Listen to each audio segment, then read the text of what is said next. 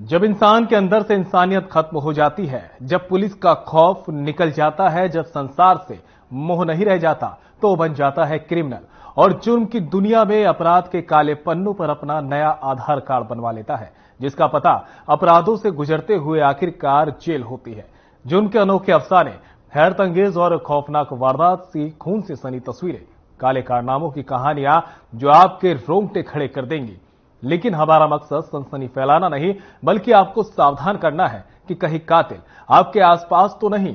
तो आज भी हाजिर हूं मैं संदीप निरंजन सरकार, सनसनी से भरी कई वारदातों के किस्सों को लेकर, जो कराएंगी आपका सच से सामना और रूबरू कराएंगी आपको दुनिया की सच्चाई से। हम आपको दिखाएंगे जुर्म से जुड़ी हर खबर, क्योंकि आपकी तरफ घूम रहे हैं क्रिमिनल।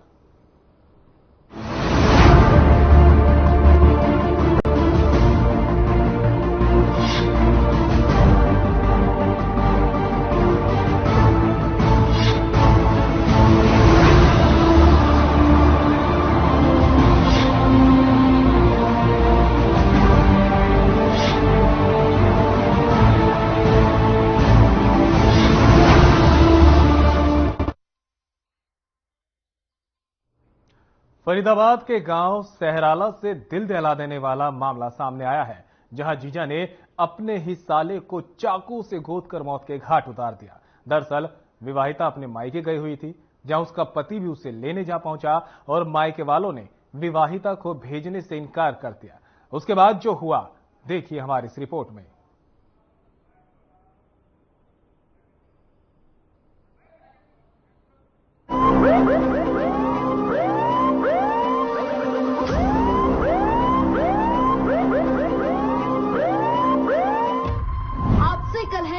रिश्तों का कत्ल, जीजा ने साले को उतारा मौत के घाट, चाकुओं से गोद कर की साले की हत्या।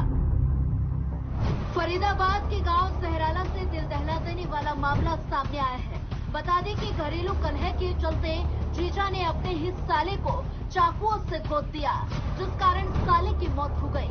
दरअसल घरेलू कलह के चलते विवाहिता अपने मायके आई हुई थी, जहां उसका पति भी उसे लेने जा पहुंचा, लेकिन मायके वालों ने विवाहिता को भेजने से इनकार कर दिया और इस बात से आग बबूला होकर खूनी जीजा ने अपने साले की निर्मम हत्या कर दी। और इसको लेकर मृतक की मां ने बताया कि आरोपी शराब पीता था और उसने बदला लेने के लिए मेरे बेटे का कत्ल कर दिया। उन्होंने कहा कि आरोपी को कड़ी सजा मिलनी चाहिए। वहीं आरोपी की पत्नी ने बताया कि उसके पति ने उसके भाई का गला काट दिया, लेकिन दोनों के बीच कोई झगड़ा नहीं था। उन्होंने बताया कि उसके भाई की शादी नहीं हुई थी, दोनों पहले एक साथ काम भी करते थे। उनके खिलाफ मृतक के परिजनों ने पुलिस में मुकदमा दर्ज कराया है। घटना के बाद परिवार में कोहराम मचा हुआ है, परिजनों का रो रो कर बुरा हाल है। आरोपी की पत्नी का कहना है कि आरोपी शराब पीता है और मना करने पर मारपीट करता है। उसकी रोज की हरकतों से तंग आकर उसकी पत्नी ससुराल से अपने मायके आ गई थी और जब उसका पति उसे बुलाने आया तो उसके भाई की हत्या कर दी गई। आरोपी की पत्नी ने आगे बताया कि उसके इसी रवैये की वजह से कुछ दिन पहले पति की हरकतों से तंग आकर वीणा अपने मायके आ गई। मेरा नाम राममती है। राममती जी, क्या हुआ? आपके बेटे का नाम क्या था, कितनी उम्र थी और कैसे हत्या हुई? मेरे बेटा की 27 साल उम्र थी। नाम क्या था? कुसुमपाल। तो कैसे हत्या हुई उनकी? मेरे जमाई मेरे बेटा से पहले कलेश राखे हो बेटी से, बहुत ज्यादा कलेश राखे हो, तलाक खूब कहते हो।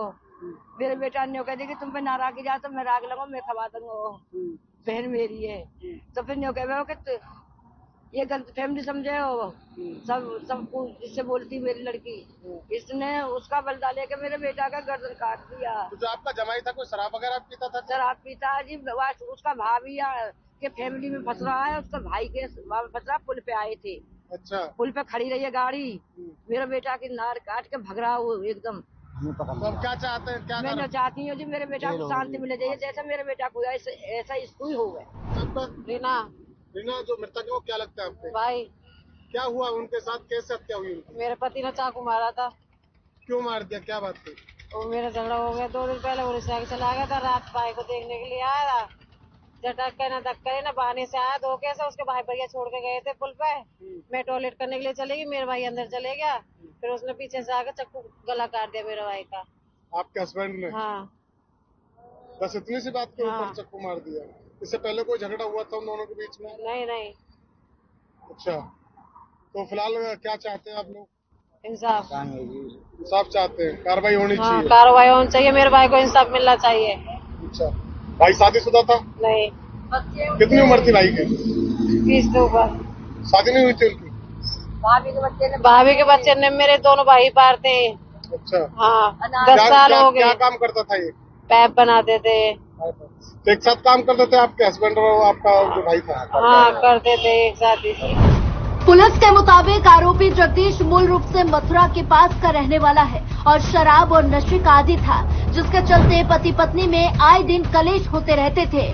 और एक दिन उसकी पत्नी अपने मायके चली गई, जिसके बाद वो वहीं रह रही थी। और पुलिस ने बताया कि देर रात आरोपी ने अपने साले से पत्नी को ले जाने की बात कही और इसी बात को लेकर दोनों में विवाद इतना बढ़ गया कि आरोपी ने चाकू से अपने ही साले की गर्दन पर वार कर दिया और इस दौरान उसकी मौत हो गई। फिलहाल पुलिस ने परिजनों के बयानों के आधार पर मामला दर्ज कर लिया। पुलिस जल्द ही आरोपी को गिरफ्तार करने की बात कह रही है। ये जी दोनों जीजा साले हैं। जो कुशल पाल है, जो मरने वाला है, इसका जीजा जगदीश, जो खुशी के पास गांव है, वहां का रहने वाला है। इसके 4 बच्चे हैं। जो ये एक शराबी किस्म का आदमी था, अपनी पत्नी को पीटता था। सराले में एक पाइप फैक्ट्री है, उसमें नौकरी करते थे। तो ये ले जाने की जिद कर रहा था, ये भेज नहीं रहे थे लड़की को। इसी बात को लेकर इनमें तकरार होगी और इसने अपने साला था जो उसको चक्कू गर्दन में चक्कू मार दिया और उसकी डेथ हो गई। तो पहले भी कोई शिकायत दी गई थी? नहीं, पहले कोई शिकायत नहीं आई। क्या झगड़ा था इसमें जो भेज नहीं गए थे वो लड़की को? ये लड़की के साथ मारपीट करता था। तो लड़की कब से आई हुई थी? लड़की तो यार कई महीने से रहती थी अपने भाई के साथ। परिवार की तरफ से क्या कुछ शिकायत दी गई और क्या कुछ पुलिस ने कार्रवाई? अभी ये कंप्लेंट दे रहे हैं। अभी इन्होंने कंप्लेंट दी नहीं है और अभी मुकदमा दर्ज करके जो साक्ष्य आएंगे उनके खिलाफ कानूनी कार्रवाई। आरोपी फरार है या हिरासत में? आरोपी फरार है। फिलहाल पुलिस ने पीड़ित परिवार की शिकायत पर मामला दर्ज कर आरोपी की तलाश शुरू कर दी, लेकिन कब तक आरोपी पकड़ा जाएगा, इस पर अभी पुलिस चुप्पी साधे हुए है। Bureau report.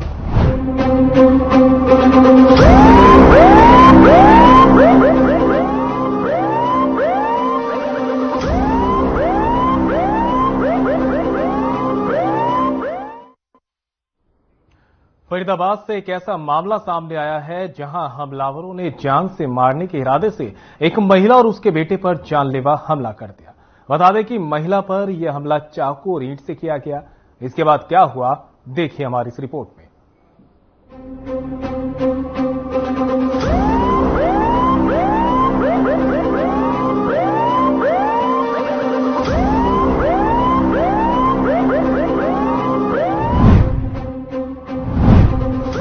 फरीदाबाद में खूनी वारदात, मां बेटे पर जानलेवा हमला, चाकू से वार कर किया घायल। फरीदाबाद के एयरफोर्स रोड के पास एक महिला अपने बेटे गोविंद और भतीजे सूरज के साथ अपने घर के पास कुत्ते को घुमा रही थी। इस दौरान स्कूटी से आए कुछ बदमाशों ने उन पर हमला कर दिया। इस हमले में महिला के बेटे और भतीजे को चाकू लगा है, जिससे वो घायल हो गए। बता दें कि महिला पर भी चाकू और ईंटों से हमला किया गया। पीड़ित महिला डबुआ कॉलोनी की रहने वाली बताई जा रही है। महिला ने बताया कि कुछ देर पहले उसके पड़ोस में रहने वाले हिमांशु नाम के एक लड़के का फोन पर लखन और बंटी के साथ झगड़ा हो रहा था। उसने बंटी और लखन को झगड़ा करने से रोका था और बंटी के पिता से फोन पर इस झगड़े के बारे में बताया था। इसी बात से नाराज बंटी अपने साथी लखन और पराशर के साथ स्कूटी पर आया और उन पर चाकू से हमला कर दिया। कुछ दूर उसने पीछा भी किया, लेकिन मधु के मुताबिक हमलावर बदमाश किस्म के हैं, जो फ्रैक्चर गैंग से संबंध रखते हैं और पहले भी जेल जा चुके हैं। वहीं इस मामले में पीड़ित महिला के बताने पर एक और बात सामने आई है कि मधु के रिश्तेदार जिनका नाम विनोद है वो इस समय जेल में है और उनका फ्रैक्चर गैंग के साथ झगड़ा हुआ था। शायद उसी झगड़े का बदला भी उन पर ये हमला करके लिया गया है। मेरा नाम मधु है।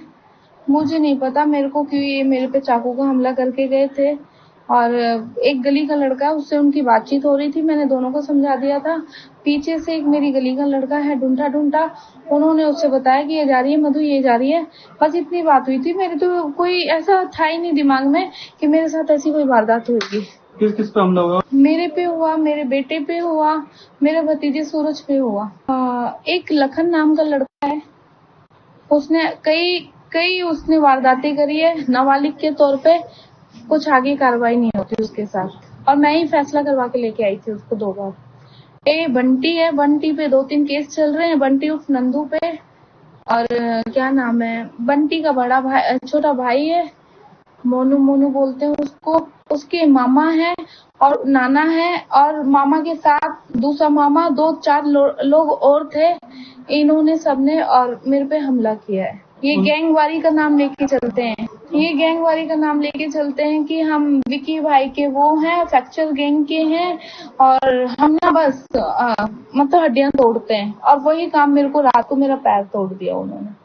मेरे से ना चक्कू से और एक लोहे का पता नहीं क्या था और ईंटों से हमला हुआ था। चक्कू से तो जब मैं कुत्ते को अपने लेके एयरफोर्स पे जा रही थी जब हुआ था और मैं उनके पीछे पीछे भागी हूँ। अब मुझे ये नहीं पता था मुझे किसने मारा। जब मैंने देखा अपनी आंखों से वो अपने घर में घुसा है और मुझे मारा है, मैंने उससे ये पूछा मुझे क्यों मारा, तो फिर कह रहे हैं ऐसे करेंगे हम, तो ऐसे गैंग के मेरे को मार के गए। फिर वहां पे हाथापाई करने लगे ऊपर से और मेरे पे झूठा इल्जाम लगा रहे हैं कि हमारे घर में घुसी है। पुलिस पूरी तरीके से इंक्वायरी करे और मेरे साथ अगर 20-25 बंदे होते तो क्या मैं पिट के आती। बस मैं और मेरा बेटा था, लास्ट में मेरा भतीजा आया था।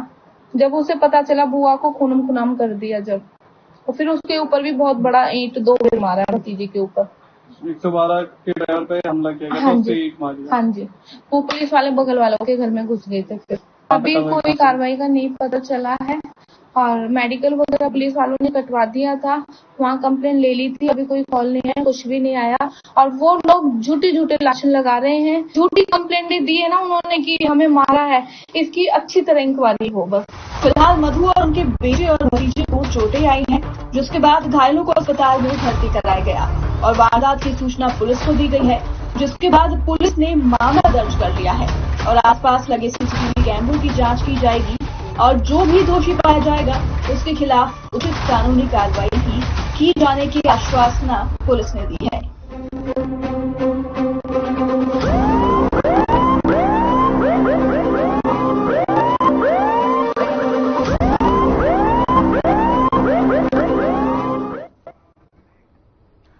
तो वहीं रेवाड़ी जिले में जमीन विवाद को लेकर 2 भाइयों के बीच खूनी झड़प हो गई, जिसमें करीब 10 लोग घायल हो गए हैं, जो खून से लथपथ हो गए। बता दें कि इस हिंसक झड़प में बुजुर्गों को भी नहीं बख्शा गया। पूरा मामला क्या है, जानिए इस रिपोर्ट में।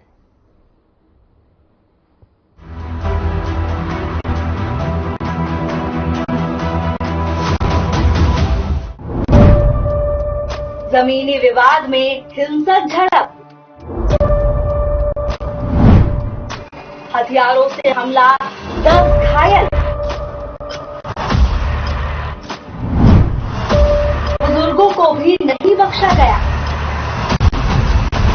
रेवाड़ी जिले के बावल कस्बा में पड़ने वाले गांव प्राणपुरा में जमीनी विवाद को लेकर 2 भाइयों के बीच विवाद हो गया। इस विवाद में दोनों पक्ष के करीब 10 लोग घायल हो गए, जिनमें बुजुर्ग पति पत्नी की हालत चिंताजनक बनी हुई। खून से लथपथ घायलों को अलग अलग अस्पतालों में भर्ती कराया गया है। इस मामले को लेकर दोनों पक्षों में तनाव की स्थिति बनी हुई है। मिली जानकारी के मुताबिक गांव प्राणपुरा निवासी छोटे लाल के 2 बेटे सूबेदार राम और जगदीश में खेती की जमीन को लेकर झगड़ा शुरू हुआ।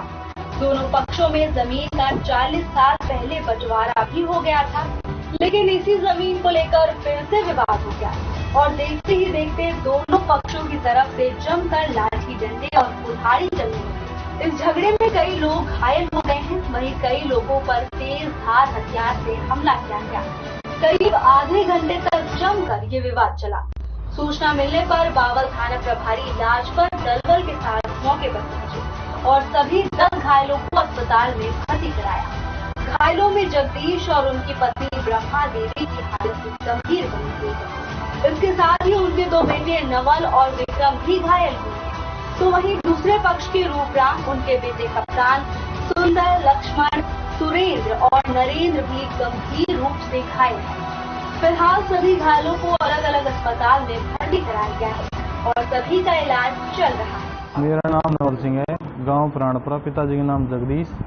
हमारे खेत में जो अंकल जी है, हमारे चाचा जी, वे खेत बांटने के लिए गए थे, तो हम मौके पे पहुंचे तो उन्होंने हमारे ऊपर हमला कर दिया। हमला किया? तेजधार तलवार वगैरह से इन्हें हमला किया मेरे ऊपर। मेरे पिताजी के, सभी के, मेरे चारों को लगी है। हमारे ज्यादा सभी 10 लोग होंगे, सभी की लगी है। टोटल दोनों साइड? हाँ, दोनों साइड लगा था। और हम जब मौके पे फिर 112 पहुंची है, फिर हम हॉस्पिटल में आए हैं सरकारी में। 10 व्यक्तियों को लगी है। मेरा नाम नवल, जगदीश मेरे पिताजी का नाम, माता का नाम बिरमा, भाई का नाम विक्रम सिंह, और जो दूसरी पार्टी है उसका नाम एक का रूपराम, कप्तान, सुंदर, पप्पू, नरेंद्र और सुरेंद्र। तो मेरी माता जी के सिर में चोट लगी है और ये हाथ फ्रैक्चर हो गया है। वो कम से कम 58-60-65 की होगी। दारोड़ा भेज दिया उसको, यहाँ से रेफर कर दिया? हाँ, पिताजी को भी, वो भी 70 वर्ष के हैं, उनको भी, और भाई को भी। पिताजी की और माता जी की ज्यादा है, और भाई का हाथ में तलवार लग रही है, वो फर्शी वगैरह। ये इस साइड से ये अलग वो हो गया, यहाँ से भी, यहाँ से भी कट गया, और पिताजी के सिर में यहाँ से कट गया। मेरे टाँके आए सिर में। उसने फिर हमारे को इसमें हॉस्पिटल में भेज दिया। बहरहाल पुलिस इस मामले को लेकर अभी कैमरे पर कुछ भी बोलने को तैयार नहीं। वहीं दोनों पक्ष की तरफ से पुलिस में शिकायत दर्ज कराई गई है। इसको लेकर पुलिस मामले की जांच कर रही है। Bureau report.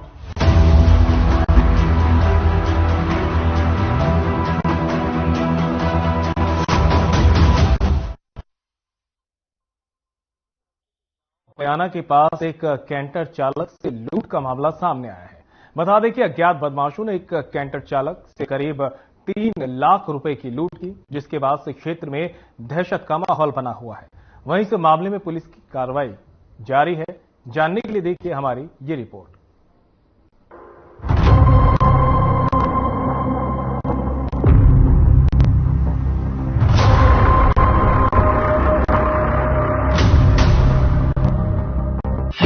बेखौफ लुटेरों के हौसले बुलंद, कैंटर चालक से की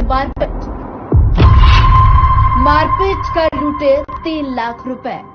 इंद्री हल्के के गांव बयाना के पास अज्ञात बदमाशों ने एक कैंटर चालक पर हमला कर दिया, जिससे कैंटर चालक गंभीर रूप से घायल हो गया। और वहीं बदमाशों ने कैंटर चालक से लगभग 3 लाख रुपए छीन लिए और मौका वारदात से फरार हो गए। बता दें कि ये सारी वारदात पास में लगे सीसीटीवी कैमरे में कैद हो गई। घटना की सूचना मिलते ही पुलिस मौके पर पहुंच गई और पुलिस ने अज्ञात बदमाशों के खिलाफ मामला दर्ज कर आगे की कार्रवाई शुरू कर दी। वहीं आपको बता दें कि ये घटना सुबह के करीब 3:30 बजे की है, जब कुरुक्षेत्र के रहने वाले कैंटर चालक उत्तर प्रदेश से मोटर बेचकर वहां से कैश लेकर कुरुक्षेत्र वापस आ रहे थे। और जैसे ही वो गांव बयाना के पास पहुंचे तो पीछे से 3 बाइक सवार और एक टेम्पो में आए हुए लोगों ने कैंटर चालक और उसके साथी के साथ बुरी तरह से मारपीट की और उनको घायल कर दिया, जिसके बाद उनके पास से पैसों का भरा बैग छीनकर मौके से फरार हो गए। और इस मामले को लेकर गांव वालों ने क्या कुछ कहा, आइए आपको सुनाते हैं।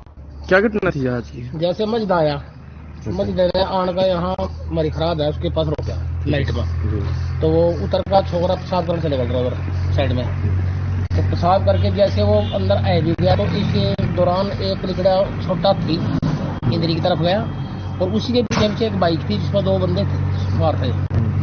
तो जैसे ही वो अग्गा गए फिर सलाह कर गया आगे देखिए आपका दोबारा ये रोका ना रोका था, तो आगे से मुड़कर 1.5-2 किले चलता गया, मुड़कर फिर वापिस आए। तो 2 तो उसमें बाइक में से उतरे बंदे, तो बाइक में से उतर कर मतलब एकदम उसका इंटोता में लग रहा। फिर जो वो छोटा हाथी था एक बंदा उसमें उतरा। वहीं घटना की सूचना मिलते ही पुलिस मौके पर पहुंची और अज्ञात बदमाशों के खिलाफ मामला दर्ज कर आगे की कार्रवाई शुरू कर दी। इस बारे में जानकारी देते हुए इंद्री के डीएसपी सुभाष चंद्र का कहना है कि उन्हें सूचना मिली थी कि गांव बयारा के पास कैंटर चालक के साथ मारपीट की गई और उससे पैसे छीनने की वारदात हुई, जिसके बाद घटना की सूचना मिलते ही वो मौके पर पहुंचे और मामला दर्ज कर लिया गया। इसके साथ ही डीएसपी की तरफ से बदमाशों को तुरंत गिरफ्तार करने की भी बात कही गई। धर्मेंद्र वासी पलवल जिला परिषद और उसके साथ कलील मनीष, ये कल रात को यूपी से कोई समरसीबल मोटर को बेच करके वापसी चले थे। तो सुबह करीब 3:30 बजे बयाना गांव से लेकर के इंद्रीवाड़ी सड़क पे वहाँ कॉलोनी के पास उतर के कहीं पेशाब कर रहे थे। तो उनके पीछे से एक बाइक और कोई टेम्पो आए और फिर वो उन्होंने वहाँ उनके साथ मारपीट करके और उनके साथ स्नैचिंग की वारदात हुई है, जिसमें पुलिस की टीमें लगी हुई हैं। जांच FIR दर्ज कर ली गई। कितनी लूट हुई है? कितनी लूट हुई है? ऐसा उन्होंने तो करीब 2,80,90,000 बताए हैं। 3 पेमेंट लेके चले थे, बाकी तो वेरीफाई होने के बाद पता चलेगा। लूट करने वाले कितने लोग थे और कहीं पर सवार होकर आए थे सर? एक बाइक और एक टेम्पू था। तो कितने लोग थे उसको सवार? ऐसे 2 बाइक पे बता रहे हैं, 1 या 2 आदमी टेम्पो में। जिसके साथ लूट हुई है वे कितने लोग थे सर? 2।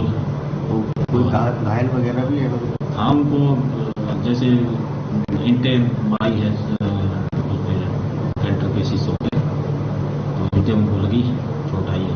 दोनों को चोट आई है? हाँ, दोनों। उनका इलाज कहाँ चल रहा है? उनको एक को तो यहाँ से ट्रॉमा में शिफ्ट कर दिया था और एक कहीं से पट्टी करा के तो रास्ते में CCTV फुटेज बनाई जा रही है? हाँ, CCTV फुटेज का सहारा लिया जा रहा है। जी। कितनी टीमें लगाई गई हैं सर? CIA की टीमें लगी हुई हैं।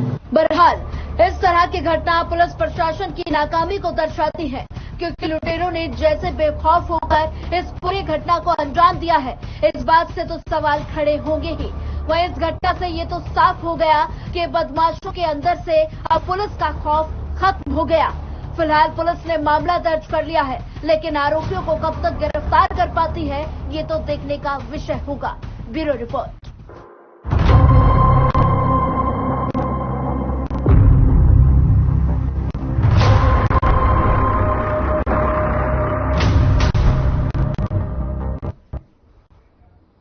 तो देखा आपने किस तरह से बदमाश शातिराना अंदाज में अपराध की वारदातों को अंजाम देते हैं और मौके से फरार हो जाते हैं। हमारे इस खास कार्यक्रम का मकसद आपको डराना नहीं था, बल्कि आगाह करना था, क्योंकि हो सकता है कि कोई बदमाश दोस्ती और अपनेपन का चोला पहनकर आपके आसपास ही घूम रहा हो। तो सावधान रहिए और ऐसी ही वारदात भरी कहानियों के लिए देखते रहिए हमारा खास कार्यक्रम क्रिमिनल।